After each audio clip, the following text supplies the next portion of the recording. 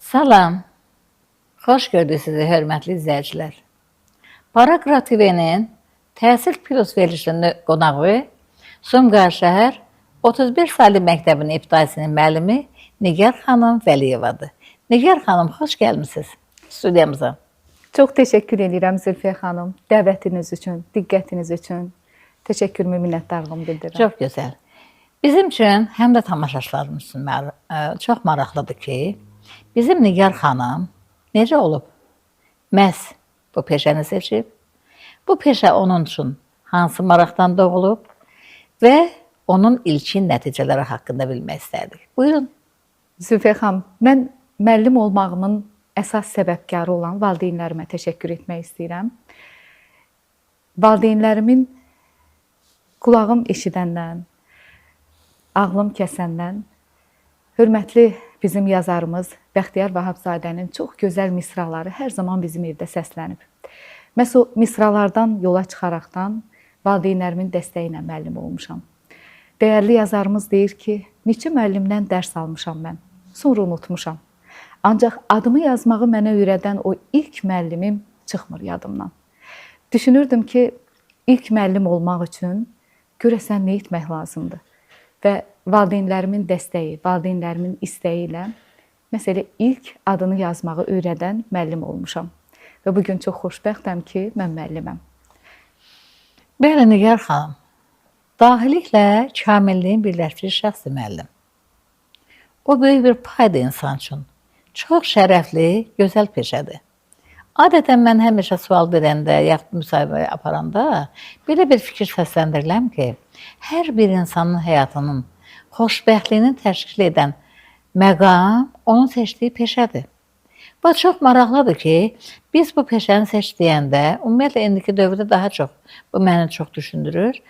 Biz əvvəldən fikirləşirdik ki, orta məktəbdə oxuyanda biz hansı yolu gedəcəyik, hansı peşəyə sahib olacağıq. Təbii ki, hər birimizin həyatında müəllimin rolu əvəzsizdir. Biz öz müəllimlərimizi oxşamağa çalışmışıq. Və bunun içərisində maraqlı bir fərq də var da.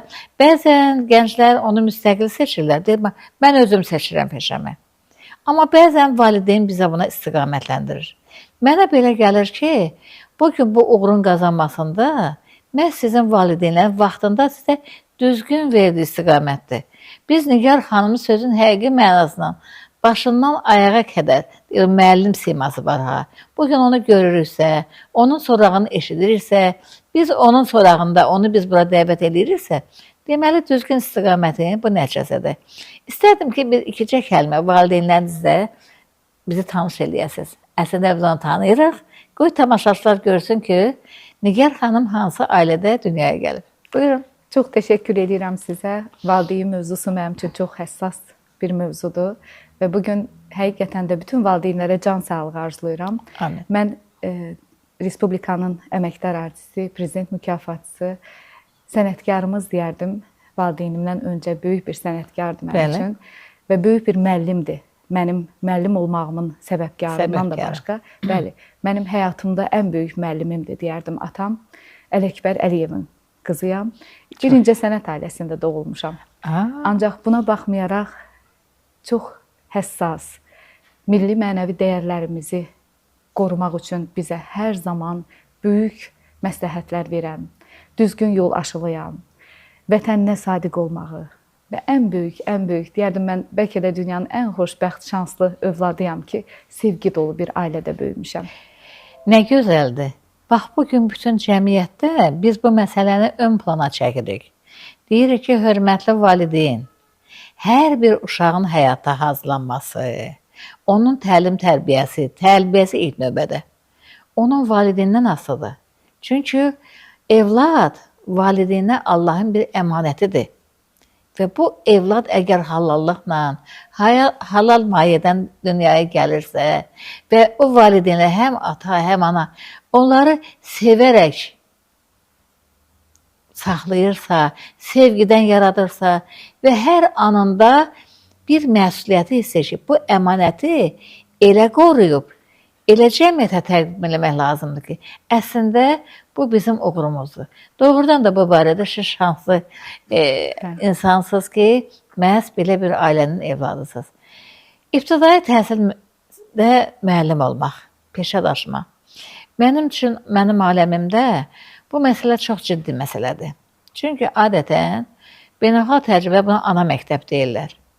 Bax, fikir verin, ana məktəb.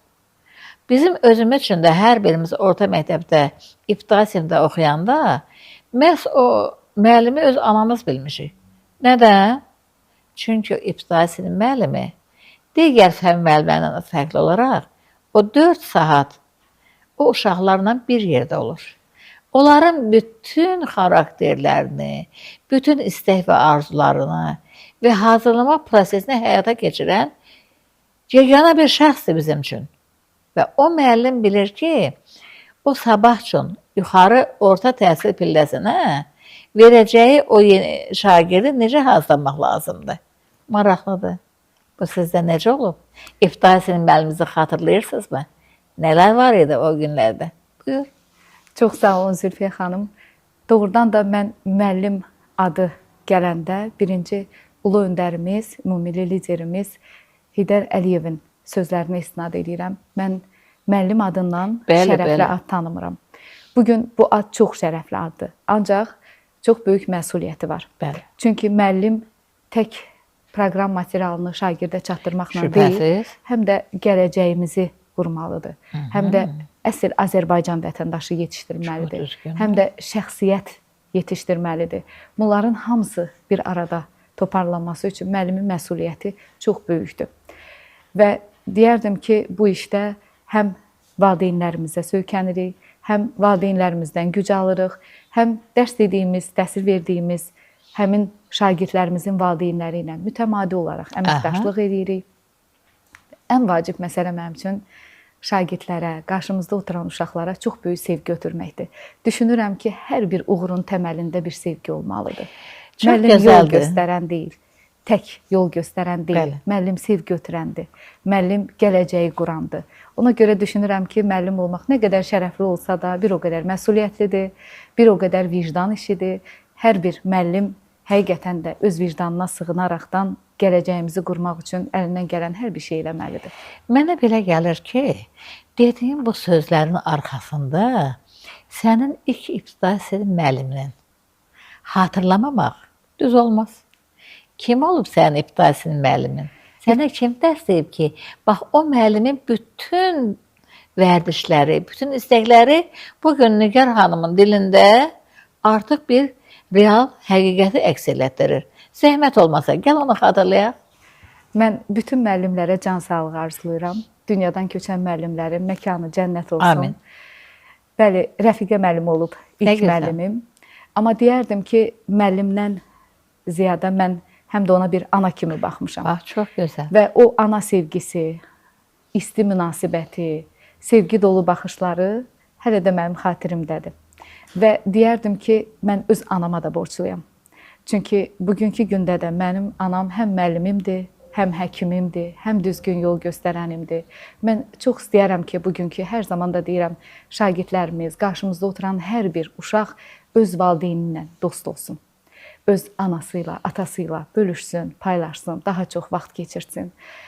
İnanın ki, bugünə qədər hər xırda bir məqamı öz valideynlərimlə məsləhət edirəm və doğrudan da həm valideynlərin, həm müəllimlərin gələcək üçün, əsl vətəndaş yetişməsi üçün çox böyük rolu var. Düzdür. Bir məqam da mənim üçün çox düşündürür. Mən hətta bir verilişdə biz Misir müəllimlə bir verilişdə qonaq olduq bərabər. O fikri orada da səsləndirdim və bugün o məni çox düşündürür.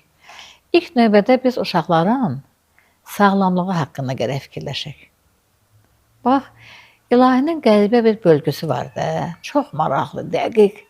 Hər bir insanın ürəyi onun yumruğu boydadır. Beyin 2 yumruq boydadır. Bir Allah Nigar xanım, o 5 yaşında uşaq məktəbə gəlir də. Cəmi ibtidai təhsil dövründə onlar 5, 6, 7 yaşında artıq o yuxarı siniflərə keçmək həddinə gəlib çatırlar. Bax, o 5 yaşında uşağın o yumruq boyda ürəyində biz nə qədər yük vermişik bu günləri? Niyə onların sağlamlığı haqqında gəlin düşünməyək? Ağır çantalar, ağır proqram, çox düşündürücü bir məsələdir bu məsələ. Bax, indi istəyərdim ki, biraz bu problemə toxunaq sizdə. Çünki mən bilirəm ki, siz bu problemin həlli yolunu tapmısınız. Ki, bax, necə edirsiniz ki, bax, o uşaqlar o tədris prosesində, dərs prosesində yorulmasınlar, onu rahat qəbul eləsinlər. Bax, bu işi necə həll edirsiniz, Nigar xanım? Əslində, Zülfiyə xanım, deyərdim ki, indiki uşaqlar daha yaradıcı uşaqlardır. Bəli, bəli. İndiki uşaqların baxış tərzi tam fərqlidir. Bəli. Artıq biz müasir dövrdə, müasir texnologiyanın inkişafı dövründə yaşayırıq. Bəli, bəli. Və mən həm ibtidai sinif müəlliməsi kimi, həm də rəqəmsal platformanı, bəli, rəqəmsal platformanı layihəsini tədris edən bir müəllimə kimi, informatika müəllimi kimi baxıram uşaqların yanaşmasına, uşaqların fikirlərinə və deyərdim ki, uşaqlar bu dəqiqə o qədər, yəni Sovet dönəmindəki uşaqlar deyirlər. İnanın ki, hər bir problemə qarşı da, əslində mən problemləri uşaqlara yansıtmağın tam əleyhinəyəm. Mən həmişə valideynlərə də deyirəm ki, biz çox çətin dönəmlərdə yaşamışıq, hər şeyin az olan, qıt olan vaxtında yaşamışıq, problemlərimiz çox olub, müharibə dönəmində yaşamışıq, keçid dönəmlərini keçmişik. Amma heç vaxt valideynlərimiz bu problemləri bizlərə yansıtmayıblar. Bəli, bəli. Və çox xoşbəxt böyümüşük. Amma indi baxırsan ki, evdən olan müəyyən bir problemlər də uşaqlara yansıyır. Bəli, baxmayaraq ki, uşaqların 5 yaşı var. Uşaqlar deyərdim ki, o fiziki yorğunluqdan daha çox ailənin problemlərini özləri ilə daşıyırlar. Bax, bu məsələlərdə də mən hər zaman, bəli, bu məsələlərdə də həmişə valideyn iclaslarında, mütəmadi olaraq valideynlərlə görüşlərimizdə təkrar deyirəm ki, uşaqlara problemlərinizi yansıtmayın. Ailə məsələlərinizi uşaqlara göstərməyin. Çünki uşaqlar, mən deyərdim, fiziki yorğunluqdansa zehni daha çox, mənəvi daha çox yorulurlar. Çox yüklənir uşaqlar. Bəli. Qaldı ki, proqram materialına o hər bir müəllimin özünün yanaşmasından çox şey asılıdır. Təbii ki, uşaqlarımızın tənəffüsləri olur, istirahət vaxtları olur, mütaliə saatları olur, oyun saatları olur. Biz həftənin bir günü mütləqdir ki, oxu saatları eləyirik, oxu dəqiqələri eləyirik. İnanın, mütaliənin, dilimizin o qədər həmişə mütaliəsinə kitablarımızı daha çox sevməliyik. Sizin ən gözəl dostunuz kitabınızdır deyib, uşaqları kitabla dost eləyirik birinci. Və düşünürəm ki, bugün hansısa problemləri uşaqlara yansıtmaqla deyil, uşaqlara daha gözəl həyatın, tədrisin, cəmiyyətin hər bir deyərdim ki, baxış bucağını gözəl göstərməyə çalışmalıyıq. Həm valideyn, həm müəllim. Elə gözəl məqama gəldin ki, Nigar xanım. Bax, indi mən bunu demək istəyirəm və həm də müraciət etmək istəyirəm sizinlə bir yerdə bizim valideynlərimizə. Əziz, hörmətli valideynlər, bu uşaqlar Allahın sizə əmanətidir. Əmanəti qorumaq lazımdır. Onu sevmək lazımdır. Ona vaxt ayırmaq lazımdır. Bax, bugün bizim ən çox problemimiz buradadır. Biz bunu deməkdən gəlin çəkinməyək. Uşaqlar istəyir onu dinləsinlər. Mən müşahidə eləmişəm. Mən iş prosesim belədir. Bəlkə də uşaq istəyir ki, o anası onunla danışsın, ata onunla danışsın. Onlar həsrətlə gözləyirlər ki, bəli, valideyn gələcək, o uşaq ona sevincini böləcək, nəsə bir məsləhət alacaq. İndi gəlin görək, bax, bugün rəqəmsaldan danışdıq, süni intellektdən danışırıq. Görün, biz hər şeyə vaxt tapdığımız halda, o telefonla məşğul olduğumuz halda, bu vacibdir, bu bizim ayrılmaz hissəmizdir. Amma bizim üçün ən vacib, bizim canımızın yarısı olan, əmanət olan, o uşağa diqqətdən gedir söhbət. Bəli. Bax, ona görə də mən çox istəyərdim ki, bu barədə məktəbdə müəllim, mən bilirəm, ibtidai təhsil müəllimləri çalışan siniflərdə müəllimlərimiz bəzən diqqətə saxlayırlar. Onlar daha çox təmasda olurlar valideynlərlə. Və bu məsələnin, çünki o uşaqların elə bir vaxtıdır ki, onlar körpəlikdən artıq biraz yaşda, böyük yaşa keçirlər. Amma bütöv sinif başa çatanda, 4 illik bir təhsildə, indi də bugün belədir, bu təbii ki. Bax, burada müəllim müəyyənləşdirir. O kimləri hansı ixtisas üzrə, hansı sahədə görməsini bu müəllim dəqiq təyin edə bilər. Bunu necə edirsiniz? Hər bir uşağın özünün xüsusi istedadı var. Bəli. Mən hər zaman hər bir uşağa fərdi yanaşmağa çalışıram. Bu çox vacibdir. Çünki Zülfiyə xanım, hər uşaq yaradılışdan sanki özünün bir dünyası var. Çox Və gözəl. o dünyaya o qədər həssas yanaşmağa çalışıram ki, ola bilər ki, bugün hansısa bir şagirdimiz, hansısa bir uşağımız riyaziyyatı qavraya bilmir. Amma onun çox xüsusi bir istedadı var, gözəl musiqi duyumu var və yaxud da nə idmanla gözəl. məşğul ola bilir. Ona görə hər bir uşağı müəllim araşdırmalı, onun istedadını üzə çıxartmalı, onun hər bir xırda detalı o qədər həssas yanaşmalıdır, fərdi yanaşmalıdır ki, uşaq özünü doğrudan da ibtidai sinifdən bir şəxsiyyət kimi hiss etməlidir. Və gələcəyi üçün də müəllim bir mayaqdır, yol göstərəndir. Və düşünürəm ki, valideynlə əməkdaşlıqla uşaqlarımızı bu istiqamətlərə yönləndirməklə uşaqlarımızın taleyini də, gələcəyini də həll edə bilirik. Və onlara hardasa müəyyən qədər istiqamət verə bilirik ki, sənin bu cür istedadın var, bax bu istedadını itirmə, bu istedadının üzərində gedə bilərsən. Bugün qarşımda oturan şagirdlərdən qızıl medalçımız var, futbol sahəsində uğur qazanan şagirdlərimiz var. Üzgüçülük sahəsində, yəni idmanın müəyyən növləri ilə və hətta bir məqama toxunmaq istəyirəm Zülfiyə xanım. Mən pedaqoji fəaliyyətimdə internat tipli gimnaziyada müəyyən bir müddət işləmişəm. Oradakı uşaqlarımız, bəli, müəyyən qədər fərqli uşaqlar idi. Qayğıya daha çox ehtiyac olan. Bəli, sevgiyə daha çox, qayğıya, diqqətə daha çox ehtiyacı olan uşaqlar var idi. Mən bugün çox böyük fəxr hissi ilə deyə bilirəm ki, bugün qarşımda oturan həmin uşaqlar dünya çempionudur. Bugün çox fəxr hissi ilə deyə bilirəm ki, idman sahəsində dünya üzrə Azərbaycanın bayrağını qaldıran şagirdlərim var.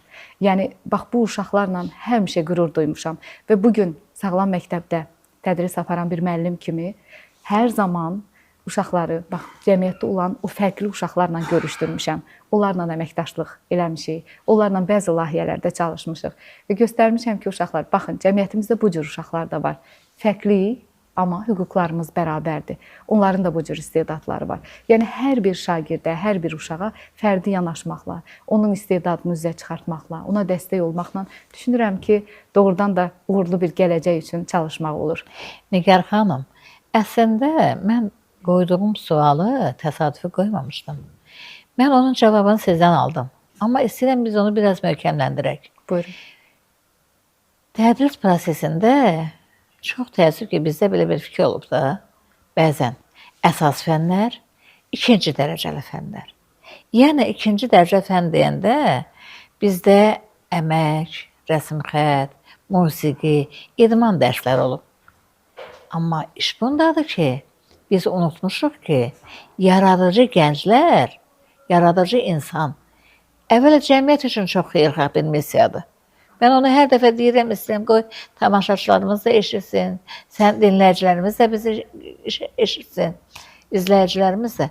Həm də biz özümüz də gəlin bir mesaj verək də ki, axı uşaq 4 saat, 1 saat dərs prosesində yalnız riyaziyyatla məşğul ola bilmirsə və onu sevən, sevməyən var, onu bilən, bilməyən var, dərəcəsi var.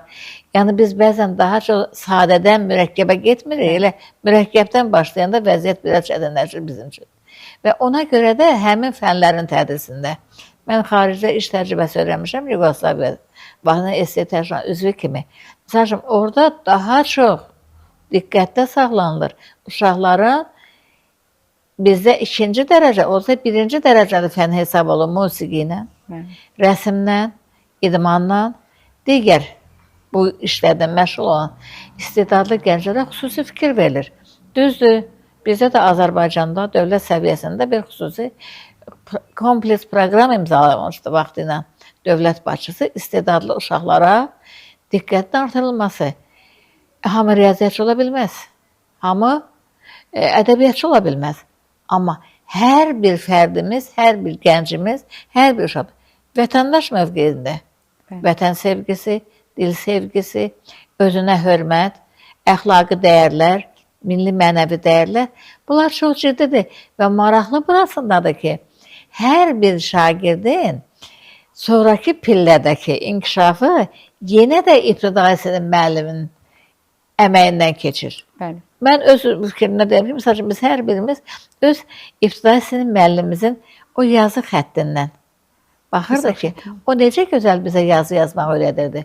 Hüsnü xətt keçirdilər, buna diqqət edirlər və bir də orada biz çox qəribə mənim tanıdığım ibtidai sinif müəllimləri var ki, onların elə gözəl adət-ənənələri vardı ki, misal üçün uşaqlar onlarınki, o necə ki, o bizdə bəzi balasının öz ətrafına yığır, dərs prosesini keçirdilər. Tənəffüsdə müəllim də özü ilə bərabər açırdı balaca bir süfrəsini, hamı evdən bərabər yeyirdi, bərabər bölüşürdü və nəticədə uşaq həm həyata hazırlanırdı, həm özünü müstəqil hiss edirdi və gələcəyin bir vətəndaşı kimi. Ona görə mənə belə gəlir ki, bugün bizim sizinlə söhbətimiz olduqca maraqlı oldu. Biz öz həmkarlarınıza təqdim etdiyimiz bugün Nigar Vəliyeva 35 saylı məktəbin müəllimidir Sumqayıt şəhərində və bir yaradıcı ailənin evladı kimi. Mən sizə təşəkkür edirəm ki, bizim dəvətimizi qəbul etdiniz və arzu edirəm ki, öz fəaliyyətinizə yeni uğurlar imza atasınız. Buyurun, zəhmət olmasa. Zülfiyə xanım, mən sizə təşəkkür edirəm. Diqqətinizə görə, səmimiyyətinizə görə, səmimi görüşümüzə görə təşəkkürümü bildirirəm. Və bir müəllim olaraq hər zaman indiki fəaliyyətimə qədər olan məqama qədər şagirdlərimə sevgi ötürməklə həm də vətənimizi sevdirmişəm. Həm də uşaqlarımıza torpaq sevgisini, ana sevgisini, Azərbaycanı sevməyi aşılamışam. Nə xoş mənə. Və bugündən sonra da fəaliyyətimdə söz verirəm ki, həqiqətən də əsl Azərbaycan vətəndaşı yetişdirmək üçün o sevgini hər zaman uşaqlara aşılamağı özümə borc biləcəm. Və bu məqamda balaca bir misralar yadıma düşür. Müqəddəs andına sadiqdir hər an. Üç rəngli bayrağı Şuşaya sancan. Şanlı qələbəni tarixə yazan. Qalib ordum, qalib yurdum, qalib başkomandanım. Qalibiyyət yaraşan doğma Azərbaycanım. Hər birimiz Azərbaycanımızı sevək və bir müəllim olaraq da bu sevgini aşılamağı özümüzə borc bilək. Mən sizə təşəkkür edirəm. Ümidvaram ki, bu cür maarifləndirici, bu cür görüşlərin axarlı olacağına inanıram və sizə təşəkkürümü bildirirəm. Bu dünyanın xilasına bir gözəllik, bir məhəbbət gərəkdir. Duyub qiymətləndirən bir insan gərəkdir. Çünki dünya bir dedin də bir, kitab da bir, insan da bir, Allah da bir. Bax, Allahın yaratdığını sevgi ilə qorumaqdır bizim missiyamız. Və bu yolda hər birimizə, hər bir kəsə bu böyük sevgini, bu ilahi eşqi arzulayırıq və deyirəm, çox sağ olun gəldiyinizə görə və sizin bu təcrübənizdən, bu fəaliyyətinizdən digər həmkarlarınızla da yəqin ki, bir pay düşəcək. Sağ olun, hörmətli izləyicilərimiz. Bizim bugünkü qonağımız Sumqayıt şəhəri 35 saylı məktəbin ibtidai sinif müəllimi Nigar xanım Vəliyeva idi. Sağ olun, hörmətli izləyicilər.